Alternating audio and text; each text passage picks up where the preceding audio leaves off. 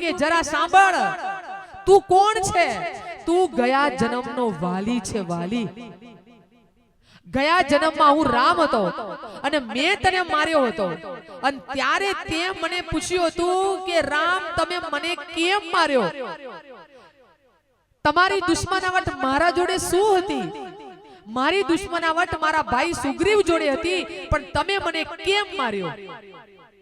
ત્યારે જરા હું તને ન્યાય નહોતો આપી શક્યો, અને એ ન્યાય નો આપી શક્યો એ જન્મમાં, એટલે આ જન્મમાં હું કૃષ્ણ બન્યો, અને વાલી તરીકે તું જે હતો એ તું જરા પારધી બન્યો.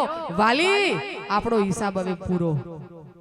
મારા વડીલો, કર્મ જો ભગવાનને ન છોડતું હોય તો તમે ને હું તો કિસ ખેત કી મૂલી.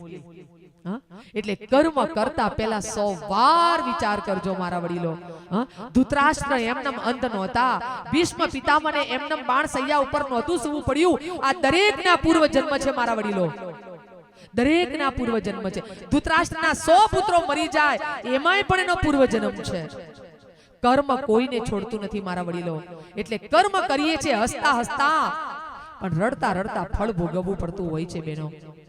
એટલે ગુરુદેવ કહે છે કે બેટા, આ સંસારમાં આવ્યા છીએ તો કર્મ જ શ્રેષ્ઠ થાય, અને કર્મ જેવું કરીશું એ પ્રકારે આપણું એવું શું બનવાનું છે? ભાગ્ય બનવાનું છે. અને ભાગ્ય પ્રમાણે તમારે મારે એ નસીબમાં પુરુષાર્થ આવે. એટલે તમે કહો, અરે રે કેટલો પુરુષાર્થ કર્યો પણ મને ફળ મળ્યું નહીં. પણ એ તમારું ભાગ્ય નહોતું મારા વડીલો. એટલે કર્મ કરતા પહેલા આપણે 100 વાર વિચાર કરવાનો કે આ સંસાર જે છે ને એ કર્મનું ખેતર છે. અને એ ખેતરમાં જેવું બીજ વાવીએ ને એવું જ ફળ મળે છે. બોએ પેડ બબુલ કા તો આમ કહા સે પાય. બાવળિયો વાયો હોય અને કે હમણાં કેરી પડે, હમણાં કેરી પડે, આપણા 7 જન્મ સુધી કેરી ન પડે. એટલે મારા વડીલો, કર્મ કોઈને નથી છોડતું. કર્મ જો ભગવાનને ન છોડતું હોય તો. એટલે આ સૃષ્ટિ ઉપર તમે ને હું આવ્યા છીએ, અને આ સૃષ્ટિ ઉપર થી આપણે એક દિવસે વિદાય પણ થવાના છીએ. કારણ કે આખી જિંદગી કોઈ અહીંયા રહેતું નથી મારા વડીલો, સાંભળી લેજો. અને કર્મ, અને આપણને ગયા જન્મની આ જન્મમાં ખબર નથી હોતી કે કયું કર્મ કર્યું, કારણ કે કર્મ પણ છૂટું રહેતું હોય છે મારા વડીલો. એટલે સંસારની અંદર આપણે આવ્યા છીએ એવો રોલ ભજવીને જઈએ, આ સંસારમાં એવા રોલને અદા કરીને જઈએ કે કાલ ઉઠીને દુનિયા કે ના ભાઈ, માણસ કેવો છે, આવે છે ત્યારે રડતો રડતો જન્મે છે, પણ તું જાય ત્યારે હસતો હસતો જજે. એટલે મારા વડીલો, આ જ્ઞાન આપણને કોણ આપી શકે છે? દેહના દંડ, એ તો ગુરુદેવ પણ કહે છે કે બેટા, દેહના દંડ ભોગવ્યા વગર છૂટકો નથી. કર્મનો કોથળો પહેરીને આવ્યા છીએ મારા વડીલો, અને કર્મના કોથળામાંથી જે નીકળે એનો સ્વીકાર કર્યા વગર છૂટકો નથી. જ્યારે દેહના દંડની વાત આવીને ત્યારે મને આજે યાદ આવે છે કંથળનાથ. નવનાથમાં જેનું નામ છે કંથળનાથ. એ પોતે કંથા પહેરતા હતા, કોથળા જેવી. અને એવી આ કંથા પહેરનાર કંથળનાથ નવનાથોમાં એક નાથ છે. અને કાલે જે મેં તમને કીધું હતું ભર્તુહરીની કથા, પિંગળાનો વિશ્વાસઘાત થયા પછી જેને સંસારનો ત્યાગ કર્યો એ પણ અંતે કંથળનાથ પાસે ઉપદેશ લેવા ગયેલા હતા. અને એવા કંથળનાથ આપણા પાટણની અને આ બાજુની ઉત્તર ગુજરાતની ઝાડીઓમાં ધૂળી ધખાવીને રહેતા હતા. સમજો કે દંડના દેહ માનવને ભોગવ્યા વગર છૂટકો નથી. એ ભગવાન હોય કે ગુરુ હોય. રામકૃષ્ણ પરમહંસને જો ગળાનું કેન્સર થતું હોય, જે ડાંગરેજી બાપુ કે જે કથા કરે ત્યારે જેને હૈયે લાલો દેખાતો હોય, મારી કથાનો જો કોઈ આદર્શ હોય તો ડાંગરેજી બાપુ છે. ખરેખર એક દુનિયાનો એક મહાન વિરલો સંત થઈ ગયો ડાંગરેજી બાપુ. હજારો નમન શત કે જેને હૈયે લાલો દેખાતો હતો પણ છતાંય ગળાનું કેન્સર હતું. એ શંકરાચાર્યને ભગંદર હતું. દેહના દંડ તો ભોગવવા પડતા હોય છે. ત્યારે કંથળનાથને પાટણથી મૂલરાજ રાજા મળવા આવે છે, પાટણનો રાજા મૂળરાજ એ વખતે, અને મળવા આવે એને ખબર હતી કે આ મહાન ગુરુ છે, અને ત્યારે એ જ્યારે કંથળનાથને મળે છે ત્યારે જેવા આવે છે મળવા માટે ત્યારે પેલી જે એમની જે ચાદર હતી કંથા એ આમ ધ્રુજતી હતી, આમ એવી ધ્રુજતી હતી, આમ હલતી હતી એમ, એટલે આમ પોતાના શરીર ઉપર આમ કાંપતી હતી એમ, ઓઢેલી ચાદર કંથા જેને કહેવાય. અને જેવા રાજાને આવતા જોયા ને એટલે ગુરુને એમ થયું કે મારો શિષ્ય આવે છે, આપણા ઘેર કોક મળવા આવે, હાય મરી ગયો બાપ, મારાથી ઊભું નહીં થવાતું, હવે હું શું કરું? આવું કરાય? કોક આવે એટલે આમ સીધા ઊભા થઈ જઈએ, તાવની જગ્યાએ. કોઈને ન લાગવું જોઈએ કે આ બીમાર છે એમ. કોઈક આવે એટલે આપણે થોડું તો રહેવું જોઈએ ને આપણી રીતે. એટલે ગુરુએ જે પોતાની કંથા હતી ને એ કંથા બાજુ મૂકી દીધી અને પોતાના શિષ્યને મળ્યા, શિષ્યની સાથે વાત કરી. વાત કરે રાજા, પણ એના મનમાં ઊભા થતા થતા એક પ્રશ્ન થયો, અને જ્યારે એને જોયું તો પેલી જે કંથા નીચે મૂકી હતી ને એ કંથા ધ્રુજતી હતી. જો ગુરુની તાકાત કેટલી. એટલે છેલ્લે જતા જતા મૂળરાજ પૂછે છે કે ગુરુદેવ કે હા, હું આયો ત્યારે આ ચાદર તમારી કંથા તમારા ઉપર ધ્રુજતી હતી, આજે કેમ નીચે ધ્રુજે છે? ત્યારે આ શબ્દો કંથળનાથ વાપરે છે, કહે છે કે રાજા, દેહના દંડ ભોગવ્યા વગર કોઈને છૂટકો નથી. તું આવ્યો હતો ત્યારે એ કંથા મારા ઉપર હતી, એટલે મેં એક શિષ્ટાચાર માટે એ કંથાને નીચે મૂકી, એટલે મારી શક્તિ કે જેથી મેં તાવ ઉતારી અને કંથામાં મૂક્યો, અને એ કંથામાં તાવ મૂક્યો ને એટલે કંથા ધ્રુજે છે. જુઓ આ આપણા ઉત્તર ગુજરાતની ભૂમિ તો જુઓ, એવા પાવન સંતો ઋષિઓની આ ભૂમિ છે મારા વડીલો. એમાં આ તો આપણા કયા ગામના કંથળનાથ, તો જુઓ તો કરા કંથા હલવા લાગી, અને હલવા લાગી અને પછી ગુરુને ખબર પડી કે અરે અરે મારા ચેલાને ખબર પડી ગઈ, પણ કાંઈ વાંધો નહીં, દેહના દંડ તો ભોગવ્યા વગર છૂટકો નથી. પણ મૂળરાજ રાજા જતા જતા કહે છે કે ગુરુદેવ, આવતીકાલે તમે મારા પાટણમાં આવો, અને પાટણમાં આવી અને મારી જોડે ભિક્ષા તો સ્વીકારો. કે કોઈ વાંધો નહીં. અને રાજા તો જતો રહ્યો, પણ આ કંથળનાથ પોતે ભિક્ષા લેવા જાય. સાંભળજો, અને ભિક્ષા લેવા જાય તો રસ્તામાં એ વખતે કોઈ જળાશય હતું, વચ્ચે તળાવ જેવું હતું. તો એ તળાવ ઉપર જ્યારે કંથળનાથ નીકળ્યા ને ત્યારે જળ દેવીનો સ્પર્શ થતો નથી, પાણી સ્પર્શ થતું નથી, એટલી એમનામાં સિદ્ધિ હતી, અને પાણી ઉપર થઈને ચાલ્યા. અને ત્યાં જ્યારે રાજા પાસે પહોંચ્યા ત્યારે રાજા વિચારીને બેઠો હોય છે કે આજે ગુરુદેવને મારે ભિક્ષા આપવી છે, પણ મારા ગુરુ આ પાટણથી દૂર આવા ઝાડી ઝાખરામાં ધૂળી ધકાવીને બેઠા છે. હું એમને પાટણની અંદર એક શિવ મંદિરમાં સ્થાન આપું, અને 12 ગામની જે આવક થતી હોય એ પરગણાની આવક હું મારા ગુરુદેવને આપું ભિક્ષામાં. પણ એને થયું કે મારા ગુરુ રૂપિયો લેતા નથી, પણ મારે આપવું સાચું. એટલે જેવા ગુરુ આવ્યા એને ઘઉંના લોટના 2 માલપુડા બનાવ્યા, માલપુડા, અને 5-6 માલપુડા ઉપર મૂકી અને તાંબાના પતરા ઉપર લખી અને માલપુડા વચ્ચે આ ગુરુદેવને આપવાની જે ભિક્ષા હતી ને પૈસાની એ સંતાડી દીધી. અને ગુરુ નીકળ્યા લઈને ભિક્ષા લઈને નીકળ્યા. એટલે રાજાને થયું કે મને જોવા તો દે કે ગુરુદેવ ક્યાંય ખોલતા કરતા તો નથી ને ભિક્ષા એમ. અને જ્યારે નીકળ્યા ત્યારે જે પેલું તળાવ હતું ને પાણીનું, એમાં સીધો જળનો સ્પર્શ થયો. એટલે તરત ગુરુને ખબર પડી, મેં કોઈ માયામાં પ્રવેશ નથી કર્યો, મને માયાએ કોઈ સ્પર્શ નથી કર્યો, મેં કોઈ દિવસે કોઈનો રૂપિયો મેં ક્યાંય લીધો નથી, તો આ જળ દેવીએ સ્પર્શ કેમ કર્યો? અને જોવા દે કે ભિક્ષામાં તો કઈ નથી આવ્યું ને. તરત એમણે જોડીમાંથી આમ ભિક્ષા કાઢી માલપુડા ખોલ્યા તો અંદરથી તાંબાનું પતરું નીકળ્યું કે એમાં ગુરુને ભિક્ષા હતી. અને આમ વળીને જોયું કે મારો શિષ્ય હોવો જ જોઈએ, પાછળ જોયું અને ગુરુનો એટલો બધો ગુસ્સો હતો, પણ કંટ્રોલ કર્યો કે આ એની ગુરુ ભક્તિ છે અને શ્રદ્ધા છે. એટલે કાંઈ બોલ્યા વગર પોતે નીકળી ગયા. અને એ જે અતિ ભિક્ષા એ પોતાના પટ્ટ શિષ્યને આપી દીધી અને નક્કી કર્યું કે હવે મારે અહીંયા રહેવું નથી.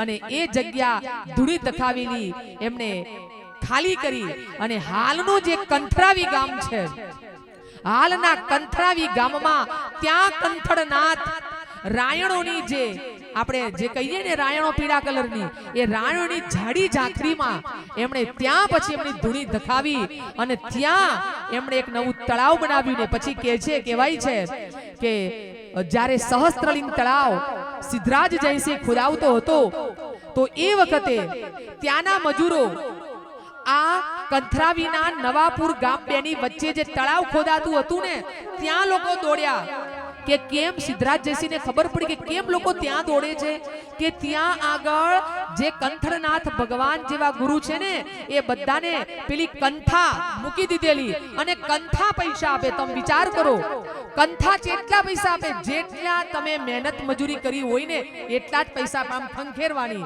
અને એમાંથી પૈસાની એટલી જ મજૂરી પડે. ગુરુની જુઓ આ કેટલી તાકાત.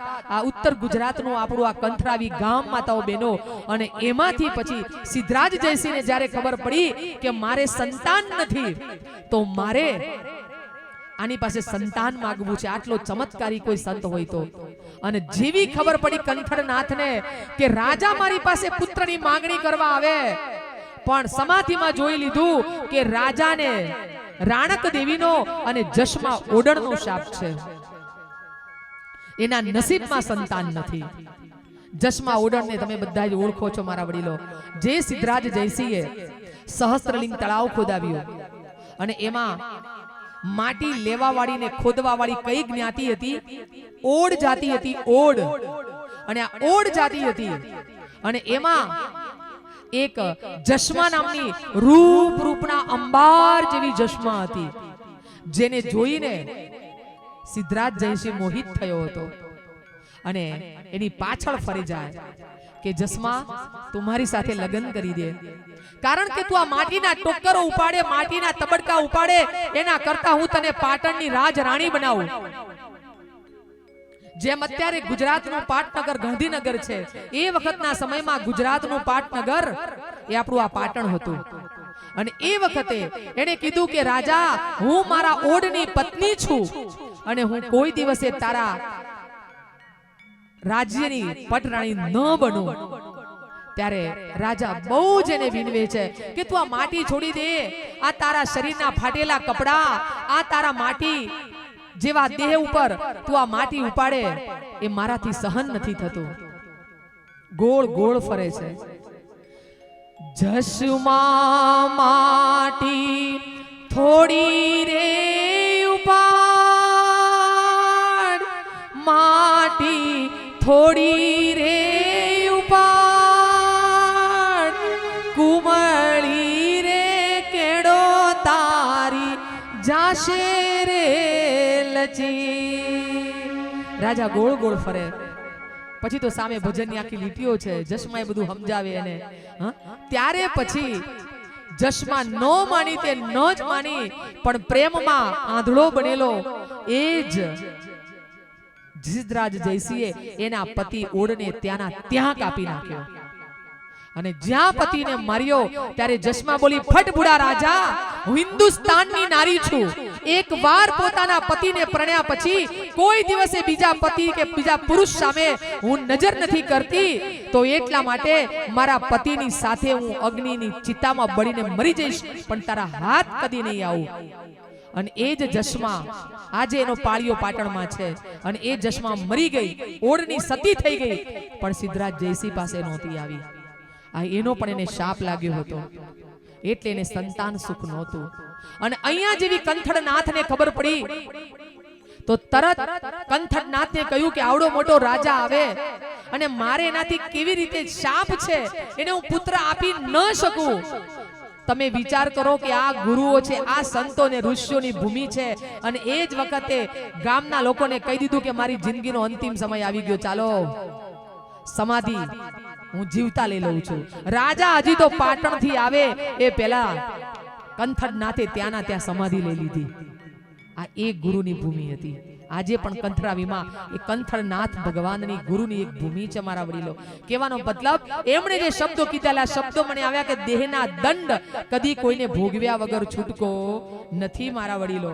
તો એટલા માટે આ સંસારની અંદર આપણે આવ્યા છીએ તો કર્મ તો કરીશું પણ કર્મનું ફળ ભોગવવાનું જ છે મારા વડીલો.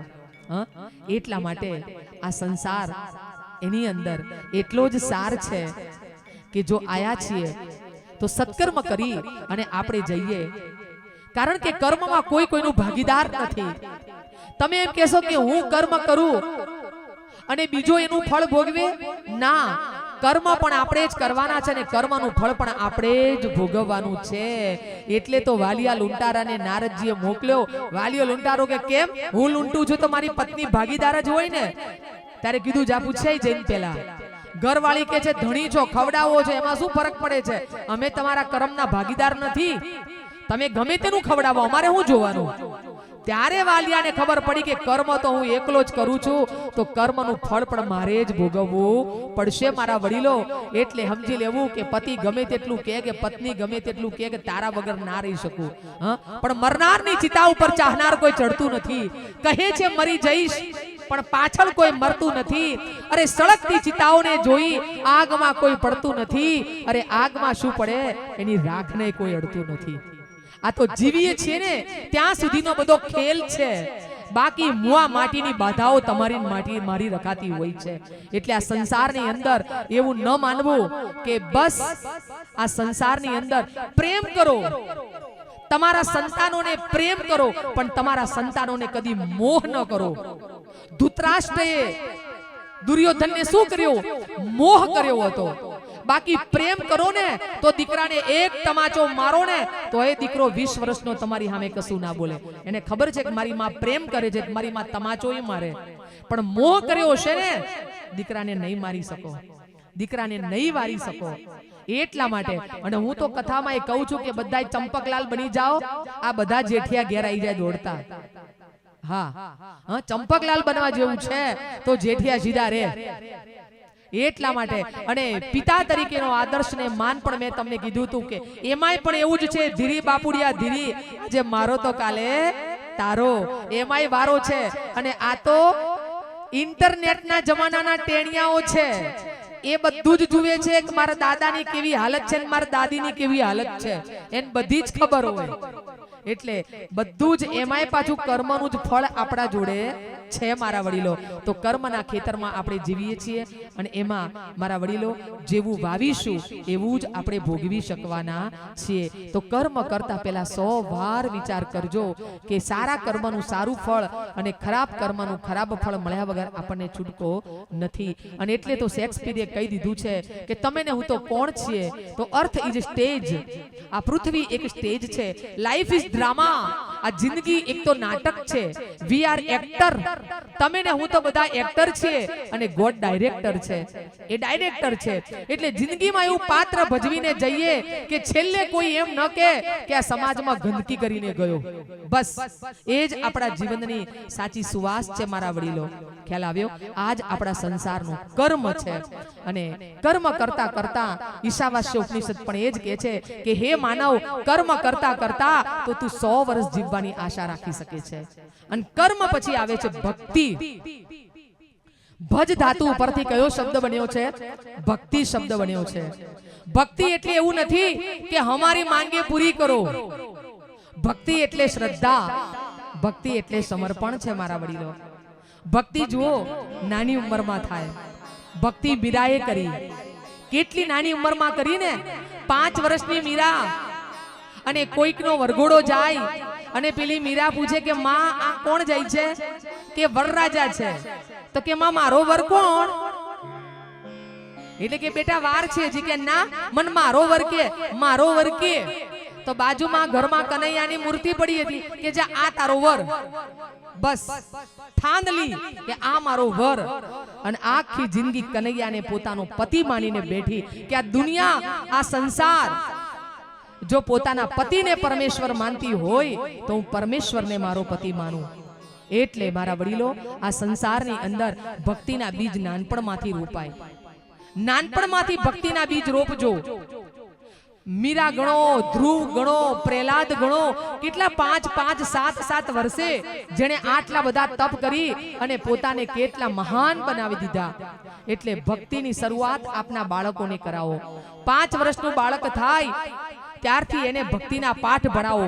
પરમ પૂજ્ય ગુરુદેવ 5 વર્ષના હતા એ દિવસે ગુરુ દીક્ષા લીધી હતી અને 5 વર્ષની ઉંમરે દરરોજની 5 માળા શરૂ કરી હતી. અને 5 વર્ષની ઉંમરે પોતાના પિતા રૂપકિશોર શર્માની જોડે કથાઓ સાંભળવા જતા હતા. 5 વર્ષનું બાળક કથામાં બેસતું હતું. કોણ? પરમ પૂજ્ય ગુરુદેવ બેસતા હતા મારા વડીલો. આ બાળકને નાનપણમાંથી વારસો તો વર્ષે. એટલા માટે 1 થી 3 વર્ષના બાળકને ભગવાન માનવાનો. શું માનવાનો? ભગવાન. 1 થી 3 વર્ષનું બાળક ભગવાન સ્વરૂપ કહેવાય. 3 થી 7 વર્ષ સુધી તમારા બાળકને તમારે રાજા માનવાનો. રાજા હુકમ કરે, મમ્મી પાણી લાવ, મમ્મી આ લાવ. છોકરું છે એ રાજા છે. પણ 7 થી 18 વર્ષ સુધી એને ગુલામ બનાવવાનો. ગુલામ. ગુલામ બન. ગુલામ એટલે મારવા કરવાનું નથી. જા દૂધની થેલીઓ તું લઈ આવ. આ દાદાઓ દૂધની થેલીઓ લેવા ના જાય, છોકરાને મોકલો. અને હમણાં જ્યારે મધર્સ ડે હતો, સરસ મજાની એક પોસ્ટ ફેસબુક ઉપર આવી હતી. એક માએ હાથમાં લીધું હતું ચંપલ અને આગળ હતો છોકરો. છોકરાને માં મારતી હતી અને ઉપર સરસ લખ્યું હતું કે ક્યારની કહું છું કે પાણીની બોટલ ભરીને ફ્રીજમાં મૂક. એ પાણીની બોટલ ફ્રીજમાં ભરીને મૂકતો નથી અને નીચે લખે છે મધર્સ ડે. મમ્મી તું કે એ કરીશ. આ નીચે આવું લખે છે. અને દૂધની બોટલ લેવા ન જાય, દૂધની થેલી લેવા ન જાય, પાણીની બોટલ ભરીને એને મૂકે. ઘરની અંદર જવાબદારી એને સોંપો. પાણીની બોટલ તારે ભરવાની, દૂધની થેલી તારે લેવા જવાની. એને બનાવો, નહીં તો નહીં બને. એટલે એને 18 વર્ષ સુધી જો નહીં બનાવો, કામ નહીં સોંપો, નાની નાની જવાબદારી આપો, એને 500 રૂપિયા આપો અને 500 રૂપિયાનો હિસાબ માંગો એને કે આટલું કરિયાણું તું લઈ આય. હા, એમાંથી 20 રૂપિયા તું પાણીપુરીના વાપરી કાઢજે, તારી ચોકલેટ લાવી દેજે, તું 50 રૂપિયા વાપરી કાઢજે, પણ આ લઈને જાન, તું મને હિસાબ લઈને આય. જો આ ના કર્યું તો ઓ ગણેશ 19મા વર્ષે તમારું સંતાન કહે છે મમ્મી બેહી જા, પપ્પા બેહી જાઓ. ઓ ગણેશ હું ગણીશ. હવે જિંદગી કોણ ગણશે? હું ગણીશ. અને એ ગણેમાં ભલીવાર હોય ખરો. કારણ 19 પછી શું આવે? બોલો. 20 એટલે ઝેર. આ ઝેર કેટલા વર્ષ પ્રસરે? 1, 20, 22, 23, 24, 25, 26, 27, 28. આ 28 સુધી 20 છે. 20 બાળકોને એટલા સાચવવાના છે. એ 28 વર્ષ સુધી જ સાચવવાના છે. પછી તો જો સાચવી લીધા હશે ને તો 69 પછી તો તું તરી ગયો. પછી ચિંતા નથી. પછી તો તરી ગઈ. છોકરી હોય છોકરો હોય, તરી ગયા. 31, 32, 33, 34, 35, 36, 37, 38 અને 38 સુધી તરી ગયા તો 39. પછી તો તું 40. તું ઊંઝામાં 40, તું ધંધામાં 40, તું સુરતમાં 40, તો તું બોમ્બેમાં 40. પછી તો તું બધે 40. 40 તો ક્યાં સુધી 40? 41, 42, 43, 44, 45, 46, 47, 48, 49 અને 50. આ 50 સુધી તું ગમે ત્યાં 40. હવે આગળની ગણતરી તો ઘણી બધી લાંબી હોવી છે, એ આપણે ગણવી નથી. આપણે આપણું આ 50 વર્ષ સુધીની જિંદગી આમ કન્ફર્મ રાખવાની. કારણ કે ઘડિયાળના કાંટા જેવી આપણી જિંદગી છે. જે સેકન્ડ કાંટો છે ને, ઘડિયાળ જો એટલે એમ જોવાનું. આ સેકન્ડ કાંટો ફાસ્ટ ચાલે છે ને, એ આપણું બચપન છે. બચપન. અને જે 1 મિનિટે કાંટો ભરે છે ને, આ 1 મિનિટનો કાંટો એટલે આપણી જવાની છે. બચપન ફાસ્ટ ભાગ્યું, જવાની સેજ ભાગે છે. અને કલાક સુધી ચાલતો નથી. એ કયો કાંટો છે? કલાકનો. એ કયો કાંટો કહેવાય? ઘડપણનો કાંટો કયો? કાંટો કહેવાય? ઘડપણનો. ઘડપણ કદી જલ્દી જાય નહીં. જવાનીએ ફાસ્ટમ ફાસ્ટ ભાગે, યુવાનીએ પણ આમ ચાલતી ચાલતી નીકળી જાય, ખબર ન પડે. પણ શું નથી જતું? ઘડપણ નથી જતું. પણ યાદ રાખવાનું, ઘડપણમાં ગભરાવાનું નહીં. હવે મારે જે તમને છેલ્લી ચાવી બતાવવી છે આ સંસારની, એ બધા દાદાઓ માટે છે. નહીં ગમે તમારા દીકરાઓને. આખી કથા સાંભળી, સરસ બેને કીધું, સરસ બેને કીધું, હવે હારું નહીં કે મને, અને મારે થવું એ નથી, મારે તમને કઈ જવું જ છે. હને બાકી આપણું બચપન એ કોના જેવું હોય? મારા વડીલો કનૈયા જેવું બચપન રાખજો. હા, કનૈયો કેવો નટખટ હોય, એમ છોકરું પણ કેવું હોય? નટખટ હોય. અને મારા વડીલ, અરે યુવાન ભાઈઓ, જવાની કેવી હોય? રામ જેવી હોય. રામ જવાની કૃષ્ણ જેવી ના રખાય, નહીં તો સુજીન દડા જેવા ઘેર આવો. હને એટલે રામ જેવી યુવાની. અને ઘડપણ કેવું હોય? શિવ જેવું. એ જ ત્યાગી, એ જ વૈરાગ્ય. અને મારા વડીલો, વડીલ બધા નથી બનતા. ગરડા બધા બને છે, વૃદ્ધ બધા જ બને છે, પણ વડીલ બધા નથી બની શકતા. વડીલ બનવા માટે ત્યાગ, તિતિક્ષા અને વૈરાગ્ય જોઈએ.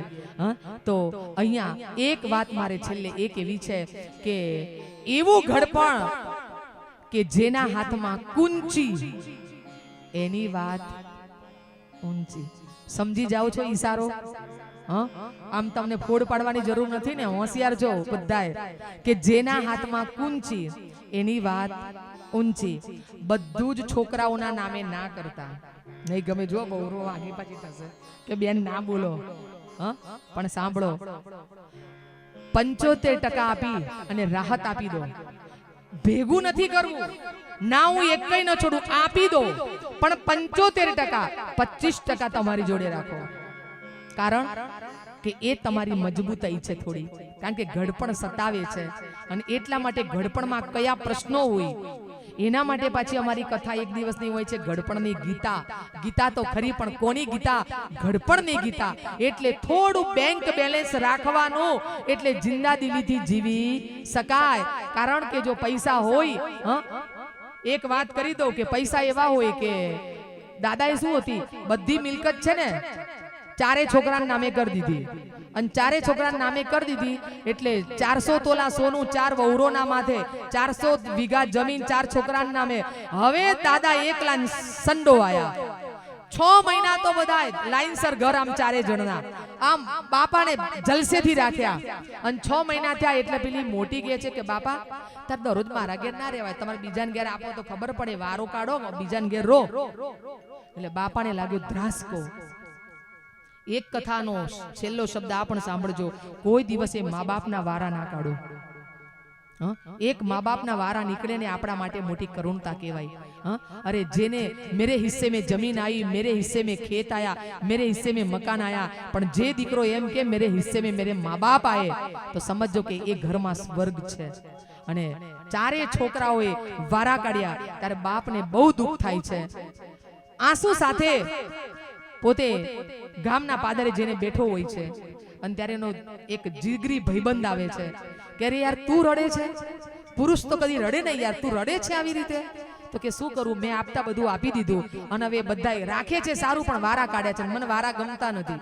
કે ચિંતા ન કર, હવે તું ચિંતા ન કર, ખાવાનું બરાબર, કે ખાવાનું એ ઠીક ઠીક આપે ના આપે, આપીને ફટાફટ પૂરું કરી દે, કે તમે ખાઈ લેજો, થાળી આપી દીધી. બસ કોઈ દિવસે નહીં બેનો, પતિદેવ ઉભા હોય જમવા બેઠા હોય, કે આપણા સસરા જમવા બેઠા હોય, એની સામે ભલે ન હોય પણ આમ દૂર જઈને બેસો કે મારા સસરા જમી રહ્યા છે. એક આદત પાડજો, એક ટેવ પાડજો. અને અહીંયા એ વખતે કે ચિંતા ન કર, તું ઘેર જતો રહે. અને જેવો ઘેર ગયા દાદા, અને એ વખતે પેલો જૂનો ભાઈબંધ ગયો અને આમ મોટી લોખંડની પેટી લઈને આવ્યો. એટલે ક્યાં ગયો ભાઈ? કે આ મારા પપ્પાના ભાઈબંધ આયા. કેવો? અલ્યા તને શું વાત કરું કે તારા પપ્પાના અમે બે ભાઈબંધ હતા, અને તારા પપ્પાએ કોઈને કહેવાનું કીધું નહોતું, અને આ એ ભૂલી ગયા છે. 4 સોનાની ઈંટો છે ને આ પેટીમાં જ પડી રહી છે, સોનું પડ્યું છે, અને આ ભૂલી ગયા છે. કે એવું? કે લાવો તાર કોઈ બોલશો જ નહીં, કે મારા ઘેર આજ. પણ પેલી બીજા નંબર વાળી વહુ જોઈ કે આ હા હા હા આ કક સોનું દાદાનું આવ્યું. કે અન પછી પેલો મોટી વહુ આવી કે દાદા મોટાના જોડે જ મા બાપ શોભે, તમે એકલા છો ને એટલે મારા ઘેર શોભે, તમારે કોઈના ઘેર જવા નહીં. કાકા આ પટારો મૂકી દો રૂમમાં, એ મૂકી દો. બીજા નંબરની આવી કે દાદા તમારે તો મારા જોડે જ રહેવાય, વારા ના નીકળે. ત્રીજી કે દાદા મારા જોડે જ રહેવાય. ચોથી આવી કે નાનકાના ઘેર જ બાપ રે, મોટાના ઘેર ના રે. આમ બારા કાઢવા હતા. આ જુઓ પ્રતાપ, આ સોનાનો છે, આ મિલકતનો છે, પૈસાનો છે. અને દાદા મરી ગયા 2 વર્ષે, એટલે ટાળું માર્યું હતું કે કોઈને ખોલવાનું નહીં. દાદાએ કીધું કે મર્યા પછી જ ખોલવાનું છે. ભાઈબંધ કહીને ગયો હતો.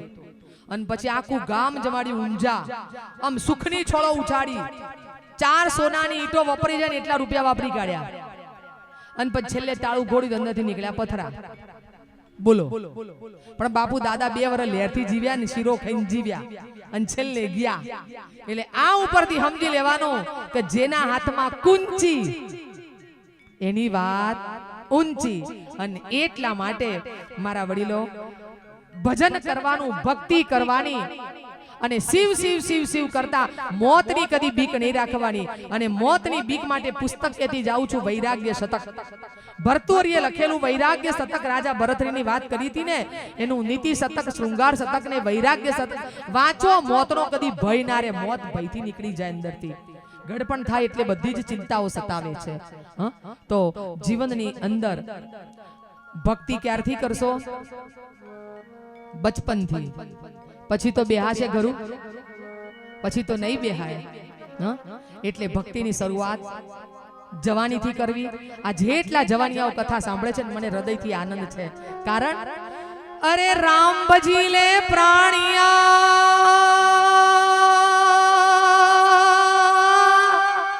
અને પછી ભજાશે નહીં. કાયા તારી થાશે જાજરી, અને તને બેઠું રેવાશે નહીં. તો રજગણી તારા રજળશે, અને રણમાય ઉડે જેમ રે. હજુ એ બાજી છે તારા હાથમાં, અરે ચેત બનવા તું છે. ચેતી જા માનવ જરા, તારું કોણ છે, તારું કોણ છે. ચેતી જા માનવ જરા, એ માનવ જરા, તારું કોણ છે, તારું કોણ છે.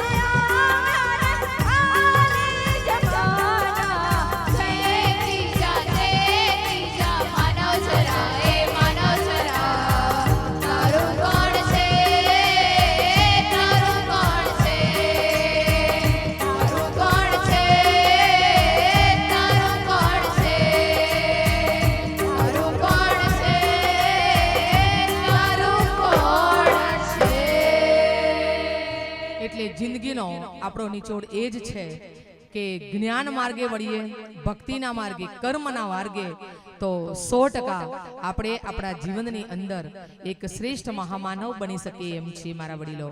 તો ખરેખર આ 4 દિવસની કથા, 4 દિવસની કથામાં જે આપણને ગુરુદેવે જ્ઞાન પીરસ્યું છે મારા વડીલો, અને હું કોઈ કથાકાર નથી, તમે અહીંયા મને જુઓ, પણ કાલ મારે સવારે કોલેજ જ જવાનું છે. કાલ તમે મને કોલેજમાં તો કોઈ ન ઓળખો.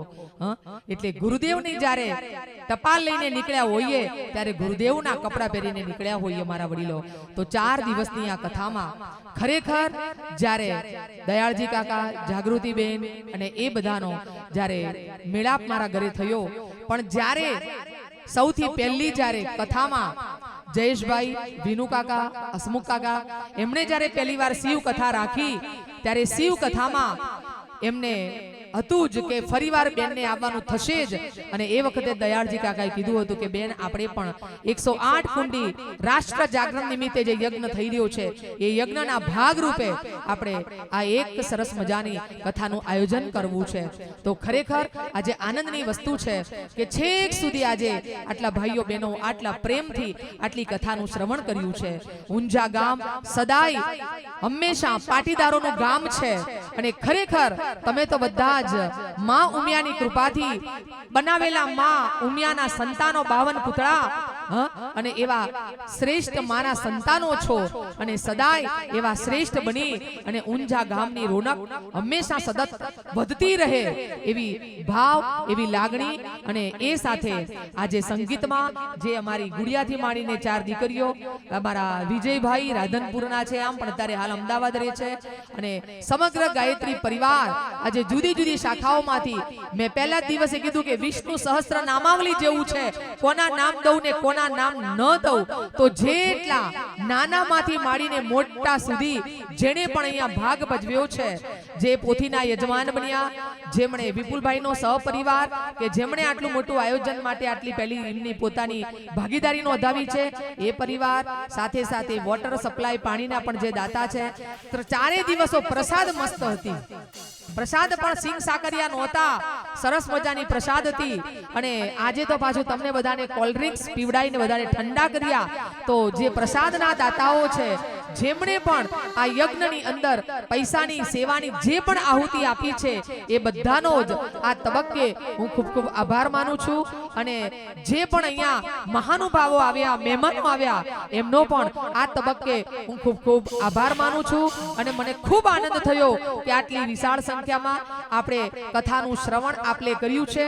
આ કથાને આપણે આપણા ઘર સુધી પહોંચાડવી છે. માત્ર એટલું જ નહીં કે સાંભળીને ખંખેરીને જતું રહેવું છે.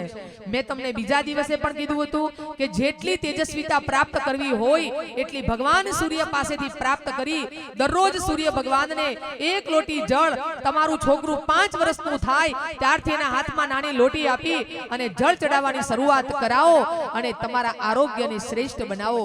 5 ગાયત્રી મહામંત્ર દ્વારા સદબુદ્ધિના બારણાને ખોલવા માટેનો આ એક સરળ ઉપાય છે. એ ગાયત્રી મહામંત્ર છે મારા ભાઈઓ બહેનો. તો જે પણ વિચારો હતા, જે પણ ચિંતન હતું, એ તો મારા પરમ પૂજ્ય ગુરુદેવનું હતું. મેં તો ખાલી એમને આ વિચારોને મારી વાણી દ્વારા વહાવ્યા છે. તો અહીં આગળ કેમેરામેન તરીકે અમારા રાજુભાઈ ને એમની ટીમ, અમે તો જ્યારે ઋષિકેશની કથામાં હતા ત્યારે જ બધા જોડે હતા. તો એમની સમગ્ર ટીમ, સાઉન્ડમાં પણ ખરેખર ભાઈએ રંગ રાખી દીધો છે. જે પણ નાનું મોટું જે નાણાકીય વિભાગ સંભાળે, દાનની પાવતી માટે ભાવ સંભાળે, પ્રસાદની વિતરણ માટે છોકરાઓ કેટલી દોડીને શાંતિથી જે વિતરણ કરે છે, એ બધાનો નામી અનામી હું સૌનો બધાનો આભાર માનું છું. કાલે 10 મિનિટ વહેલી લીધી હતી, મોડી કરી હતી, આજે 10 મિનિટ વહેલી કરી અને આપણો હિસાબ પૂરો કરું. અને અહીંયા જેટલી પણ શાખાઓ આવી છે એ બધી શાખાઓનો હું ખૂબ ખૂબ આભાર માનું છું. અને જ્યાં પણ મારી તો બોલવાની સ્પીડ બહુ ફાસ્ટ છે બહેનો, ક્યાંક કોઈ એવો શબ્દ તમને ક્યાંય લાગી આવ્યો હોય તો એ ક્ષમ્ય ગણી અને મારી વાણીને વિરામ આપું છું. આપ સૌને મારા જય ગુરુદેવ. અહીં આગળનો ક્રમ આગળ બોલાશે, અને જેટલા રોટલી લાવ્યા એ બધાનો પણ આભાર. જય ગુરુદેવ. હાલો હાલો. અને કાકા 2 મિનિટ, જે પેલી મારી બેનપણીઓ જે કેટલી દીકરીઓ જોડે ભણતી હતી 2 મિનિટ માટે, એ જે છોકરીઓ કેટલી નૈનીઓ હતી ને કેટલી સંગીઓ હતી ને, મારી જોડે ભણવા વાળી દીકરીઓ 2 મિનિટમાં ખાલી ત્યાં સુધી અહીંયા બીજું સૂચન થાય ત્યાં સુધી દીકરીઓને મેં કીધું કે આવજો તો ખરા, તમને મળાશે. તો એવી જે દીકરીઓ છે અમારા ખ્યાતિબેન હશે, એ આવી તો જાઓ તો મને ખબર પડે કે તમે બધા આયા છો. ફોન તો આવતા હતા બધાના, આવ્યા છે બધા દીકરીઓ બેનપણીઓ, મારા સ્ટુડન્ટો આવ્યા હોય, મારી કર્મભૂમિ મારું પલાસર છે, આવ્યા હોય તો પણ આવી જાઓ. આવ્યા છે, ઊભા થાઓ, જો ઊભા થાય છે નીચે બેચ આવી જાઓ. આવો ડિમ્પલ, જે પણ દીકરીઓ છે આવો, મને આનંદ થશે કે આજે જો એક ઊભું થશે ને તો બધા ઊભા થશે. આવો. સહઅધ્યાયી અમારી ઘણી બેનપણીઓ હતી, આવ્યા છે ખ્યાતિબેન, નૈના અમારી આવી હશે ને, આવો તો ખરા, જેની સાથે અમે અભ્યાસ કર્યો, જેની સાથે અમે ભણ્યા છીએ. અહીં ઉપસ્થિત સર્વ શ્રોતાજનોની ખાસ વિનંતી કે આજે આપણે પ્રસાદીમાં મહાપ્રસાદનું વિતરણ કરવાનું છે, તો અહીંથી બહાર નીકળતી વખતે આપણે મેઇન એન્ટ્રીમાંથી જ અહીંથી પ્રસ્થાન કરીશું. સાઈડના ગેટ ઉપર આજે પ્રસાદીની વ્યવસ્થા નથી, તો સર્વે શ્રોતાજનોની ખાસ વિનંતી કે મેઇન ગેટથી જ અહીંથી એક્ઝિટ લે. અને આપણા ઘરે મહેમાન આવ્યા હોય તો મહેમાન નીકળે પછી જ આપણે બહાર વિદાય લેતા હોઈએ છીએ. તો બેનશ્રી આપણા 4 દિવસના મહેમાન હતા, તો તેઓ વ્યાસપીઠ ઉપરથી અહીંથી વિદાય લે ત્યાર પછી જ આપણે પોતાનું સ્થાન છોડીશું, એવી સૌને નમ્ર વિનંતી. હલો હલો, બસ તમે આગળનો કાર્યક્રમ ચાલુ અત્યારે મમતાબેનને કથાકાર તરીકે ન જોતો, એમનું બાલ્ય જીવન અહીં પ્રસ્તુત થાય છે કે જે બેન આ જે દીકરીઓ આવી એ બધી મોટાભાગની ચાણસમાની છે ને બેનની સાથે સહાધ્યાયી તરીકે એમને અભ્યાસ કરેલો છે. તો બેનનો બાળપણ અહીં દેખાયું છે. તમામ દીકરીઓને હું ખૂબ ખૂબ આભાર માનું છું. જે કેતનભાઈએ સૂચના આપી કે આજે એક જ ગેટ ઉપરથી પ્રસાદી વિતરણ થશે, મેઇન ગેટ છે ત્યાંથી જ વિતરણ થવાનું છે, તો પેલા ગેટ ઉપર કોઈએ નહીં જવું. અને જ્યારે આ કાર્યક્રમ પતે પછી આભાર વિધિ થશે, આરતી થશે, પછી જ આપણે અહીંથી વિદાય થવાનું છે. ટૂંક જ સમયમાં કાર્યક્રમ પૂર્ણ કરીશું. એ પૂરે દરેકને ખાસ વિનંતી સાથે સૂચના આપું કે જ્યાં સુધી આરતી ના થાય અને કથાનું પૂર્ણ વિરામ ના થાય ત્યાં સુધી કોઈ આ જગ્યા છોડવાની નથી. દક્ષા આવો જલ્દી. દયાલજી કાકા આવો આભાર વિધિ માટે. દયાલજી કાકાને વિનંતી કરું, સાથે વિનોદભાઈ મહારાજને વિનંતી કરું કે ઈઠોરના છે અને એમને કથામાં ખૂબ જ સેવા આપી છે, તો એમને વિનંતી કે એમના ધર્મપત્ની આવ્યા, વિનોદભાઈ તમારા ધર્મપત્ની આવ્યા, એમને પણ સાથે લઈ જાઓ.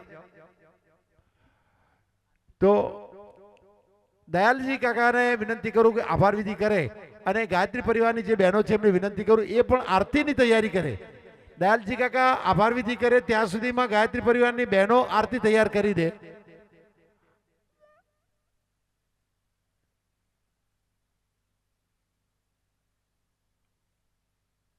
ચાર દિવસની કથા ક્યાં જતી રહી, ક્યાં પૂર્ણ થઈ, કોઈને ખબર ના પડ્યું. ખરે કે 4 દિવસે આપણા ઊંઝા નગરને આંગણે એક અમી વર્ષા, કથાની અમી વર્ષા અહીં વરસી હતી એવું દરેકને લાગ્યું છે. અને બેને વારંવાર આપણને ટકોર કરી છે કે આ કથાનું કંઈક મર્મ ઉતારજો જીવનમાં, તો આપણું જીવન સાધ્ય થશે. એવી બેનની વિનંતીને આપણે લોકો માનીશું. દયાલજી કાકા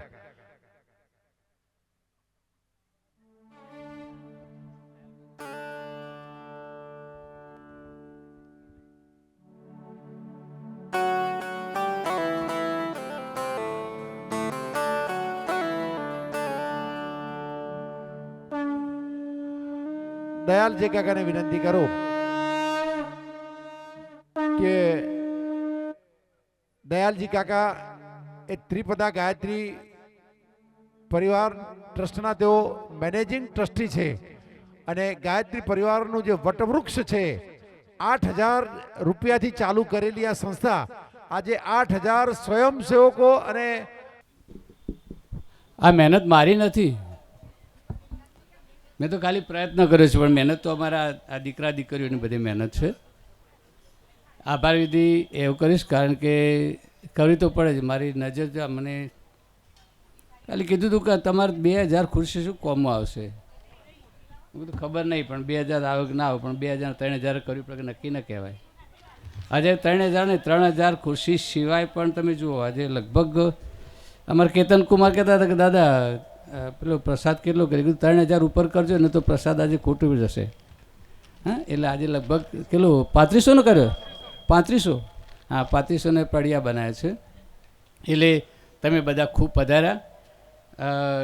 કથામાં ભાગ લેનાર તમામ યજમાનશ્રીઓ તથા દાતાશ્રીઓ, પોથી યજમાનો, સહકાર આપનાર ઊંઝા તેમજ આજુબાજુના મહિલા મંડળો, કેન્ડીની સેવા આપનાર વડેચે માતા સંસ્થાન, રોટરી ક્લબ ઊંઝા, એ 3 એપલી ગ્રુપના કાર્યકર્તાઓ, ટ્રેક્ટર સાથે જોડાનાર મહિલા મંડળો, પોથી યાત્રાનું સ્વાગત કરનાર સંસ્થાઓ તથા મિનરલ પાણી નફત આપનાર સેવા આપનાર જલબેશ્વર મહાદેવ પરિવાર તથા પોથીના મુખ્ય યજમાન પરિવારના પટેલ રેવાબેન ભોળીદાસ, હસ્તે કોકિલાબેન વિપુલભાઈ પટેલ, કથામાં ધર્મધજાના યજમાન પટેલ રમીલાબેન ભોળીદાસ પટેલ, હસ્તે કોકિલાબેન, પોથીમાં જોડાનાર ભાવિક ભક્તો તેમજ ભોજન આપનાર ભોજનના દાતા પટેલ વિપુલભાઈ મોહનલાલ,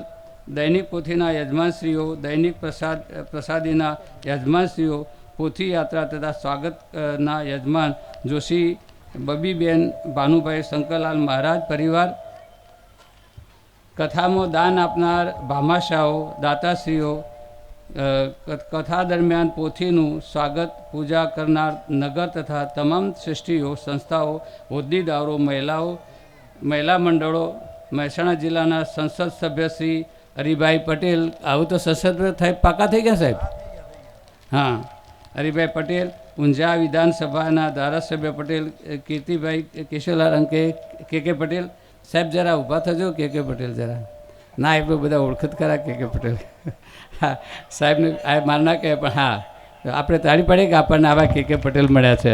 હા હા, Unjha police station staff, Unjha મામલતદાર સાહેબનો સ્ટાફ, શ્રીમદ પ્રજ્ઞાપૂર્ણ કથામાં સહજ આયોજનમાં જોડાનાર સર્વે સેવા આપનાર વિવિધ કમિટીના સંસ્થાઓ, નાણાકાર્ય કમિટી, મંડપ કમિટી, પ્રચાર કમિટી, પ્રસાદ વિતરણ અને લાવનાર સ્વચ્છતા કમિટી, લાઇટ કમિટી, તારીખ 14/12/2024 અને 17/12/24 દરમિયાન યોજાનાર ભવ્ય 108 કુંડી મહાયજ્ઞમાં નોંધાનાર દાતાઓ બધા લગભગ આવી ગયા. અમને આનંદ છે કે લગભગ અમારે બેન 108 કુંડી લગભગ અહીંયા પૂરા થઈ જશે. ખુરશીની કથામાં નિયુક્ત સેવા આપનાર પ્રિન્સ સ્ટોરના માલિક શ્રી વિષ્ણુભાઈ પટેલ, કથામાં સમયસર અને સારી રીતે સેવા આપનાર મંડળ, સ્ટેજ, લાઇટ, પ્રિન્ટર તેમજ સેવા આપનાર ટ્રસ્ટીઓ, ઊંઝા નગરપાલિકાની સફાઈની સેવા આપનાર તથા નગરપાલિકા કર્મયોગી, ઊંઝા નગરના આપણે નામ છે શું નામ છે પ્રમુખશ્રી જિજ્ઞાબેન,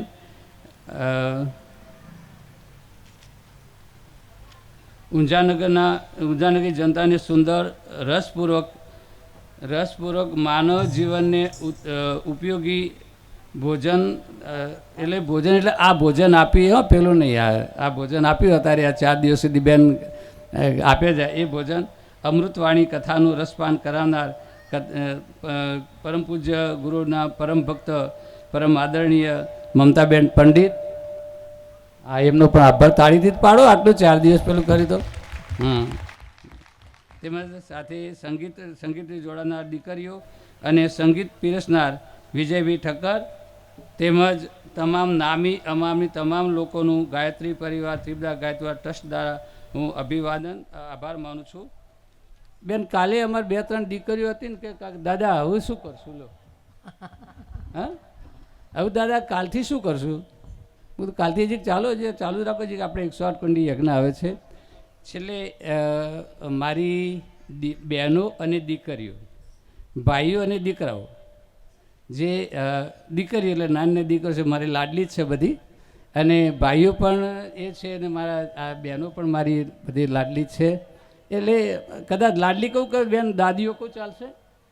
તમને જે યોગ્ય હા હા હા એવી બધી આ દાદીઓ છે. મને ધમકાવ ઘણા વખત, મને આમ કરો આમ કરો આમ કરો, એટલે સારું આપણે જય ગુરુદેવ એ કરતા હતા. એટલે મારા દીકરાઓ પણ છે અમારા કેતન કુમાર અને આરે બધા જેમ કે દાદા તમારે છે ને શાંતિથી હોઈ જ જવાનું, તમારે શાંતિથી હોઈ જવાનું, અમે બધા છીએ. એટલે મને આનંદ થાય છે કે મને એમ હતું કે કદાચ હું જે છું આજે, પણ કદાચ કાલે ના હોય તો કોણ સંભાળે. પણ હવે મને ચિંતા નહીં, જઉં છું ત્યારે મને સંતોષ થશે, કોઈ ચિંતા નહીં. દીકરીઓ છે, દીકરાઓ છે, બધા છે અને બધા યુવાનો પણ છે, એટલે સંભાળી લેવા માટે તૈયાર છે. એટલે મને કોઈ ચિંતા કદાચ જવું છે ને તો ઘણા એમ થાય કે હું નહીં હોય તો શું થશે, હું નહીં હોય તો, પણ એવું મને કદાચ જઉં ને તો ચિંતા નહીં થાય કે ભાઈ બધા સના છે. બરાબર, ચલો સર્વે બધા ભાઈ બહેનોને ખૂબ ખૂબ આભાર, તમે પધાર્યા. 108 કુંડી યજ્ઞ આપણે તૈયાર છે, કામ કરતા રહેજો. અને પાછે હું તો એમ કદાચ માનું છું 108 કુંડીમાં આટલી સભા નહીં, પણ બેનને પણ આમંત્રણ આપીશું, બેન આવજો. હા હા હા હા આવશે. હા એટલે બધા જ આપણે કરીએ અને 108 કુંડી યજ્ઞ ખૂબ આપણે તૈયાર કરીએ. છેલ્લે નામી અનામી કોઈનું નામ લીધું હોય ના લીધું હોય છતાં પણ તમે બધા આયા તો જ અમે કથા કરી શક્યા. અમને કે બેન કથા કરતા હોય ને 3 જણા હોબળનાર છે, મજા આવે. હા, એના કરતાં બધાનો ખૂબ ખૂબ આભાર માનું છું. જે છેલ્લે બેઠા છે, કદાચ અમે તો સોફામાં બેઠતા હતા, પણ બિચારા જે છેલ્લે બેઠા છે ને એમને તો કદાચ આમ ઊંચું કરીને જોવું પડતું છે, એમનો પણ ખૂબ ખૂબ આભાર માનું છું. હાલો હાલો, હું જે નામ બોલું ઝડપથી એ ભક્ત મંડળો અહીંયા આવી જશે. આરતીના જે મુખ્ય યજમાન, ધર્મધજાના યજમાન, દૈનિક પ્રસાદીના યજમાન, પોથી પૂજનના યજમાન વસંતભાઈ કેપ્ટનનો પરિવાર હોય એમને પણ વિનંતી કરું કે આજે ઝડપથી સ્ટેજ ઉપર આવી જાય. એ સ્ટેજ ઉપર પહોંચીને પોથી પૂજન અને આરતી ઉતારશે. બીજું જે મહિલા મંડળોની જે યાદી બોલું, એ મહિલા મંડળો મુખ્ય યજ્ઞકુંડના યજમાન જે 108 કુંડી યજ્ઞ થવાનો છે, એના મુખ્ય 108 કુંડી યજ્ઞના મુખ્ય યજમાન હિતેશભાઈ અમરતભાઈ પટેલ એ પણ ઝડપથી સ્ટેજ ઉપર આવી જાય અને પોથી પૂજનની આરતી પોથી પૂજન કરશે. શિવ ભક્ત મહિલા મંડળ, ઋષિકેશ મહાદેવ મહિલા મંડળ, પિંપળેશ્વર મહિલા મંડળ, કેવલેશ્વર મહિલા મંડળ, શ્યામ ઘોઘા મંડળ, ગાયત્રી ગરબા આનંદ મંડળ, રામપુરા મહિલા મંડળ, દેશેશ્વર મહિલા મંડળ, તમામ બહેનો ઝડપથી સ્ટેજની નીચે આવી જાય આરતી ઉતારવા માટે. ખાસ જે દાદાએ આભાર વિધિ કરી છે તો આદરણીય ડૉક્ટર મમતાબેન પંડિત અને એમની સાથે જે 5 દીકરીઓ છે, ગુડિયાબેન, વિધિબેન, મિહિકાબેન, ખુશીબેન અને અર્પણાબેન, અને બેનનો પરિવાર વિજયભાઈ જેને સંગીત પીરસ્યું છે, એમની સાથે સાથે સતત 4 દિવસ કથાનું શ્રવણ કરનાર, કથા લાભ લેનાર તમામ ભક્તોનો, ઊંઝા નગરના આત્મીય ભાઈ બહેનોનો હું ખૂબ ખૂબ આભાર માનું છું. મંડળની બહેનો જે નામ બોલ્યો એ બહેનો નીચે રહીને આરતી ઉતારશે.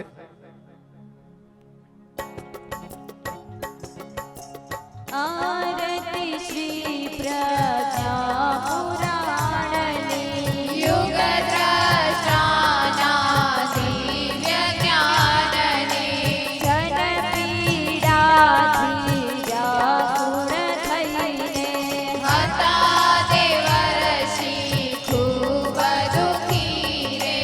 યુગ પીડાઈ રહ્યો દુઃખથી જે વિષ્ણુ પ્રભુને પીડા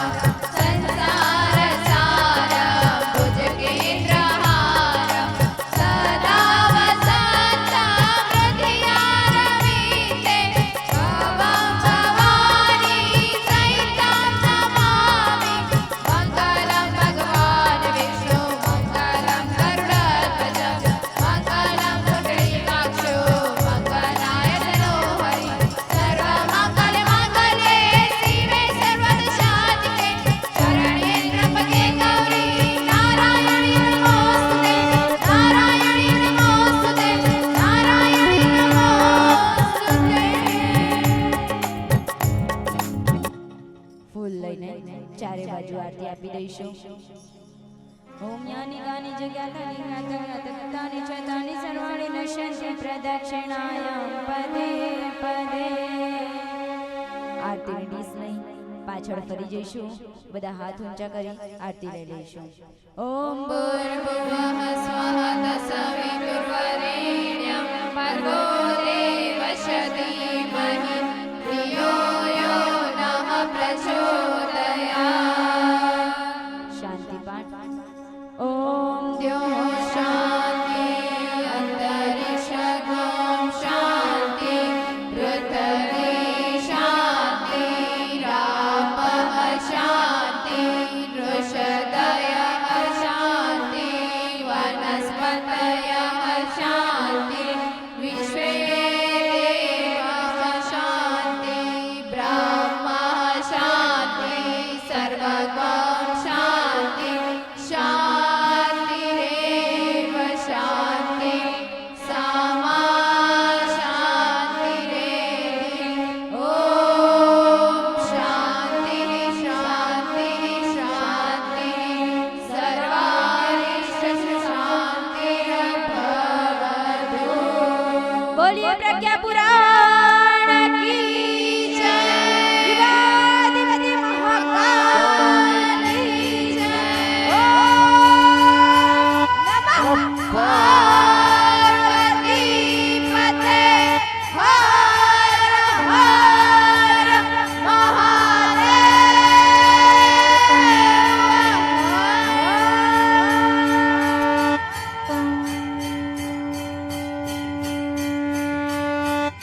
ખૂબ ખૂબ આભાર. હવે આપણે 12 કાર્યકર્તા મિત્રો છે એમને વિનંતી કરું કે આપણે પ્રસાદ વિતરણ ચાલુ કરીશું. તો દરેક જે ભાવિ ભક્તો છે હવે એમને પોતાની જગ્યા છોડવી હોય તો છોડી શકે છે અને પ્રસાદી લઈને જ જવું. એક જ ગેટ ઉપરથી દરેકને જવા માટે વિનંતી કરું છું.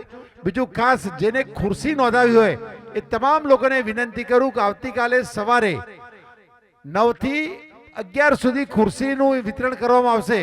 તો એ ખુરશી અહીંથી દરેકે જે નોંધાઈ છે એમને લઈ જવા માટે વિનંતી કરું છું. ફરીથી તમામ લોકોનો હું ખૂબ ખૂબ આભાર માનું છું અને આપણે આ કથાનો પૂર્ણ વિરામ આપીએ છીએ અને કથાની પૂર્ણાવતિ કરી છે. બોલો શ્રી ગાયત્રી માત કી જય, ગુરુદેવ ભગવાન કી જય, ઉમિયા માત કી જય, હનુમાન દાદા કી જય. નમઃ પાર્વતી પતે. હર હર મહાદેવ. હર હર.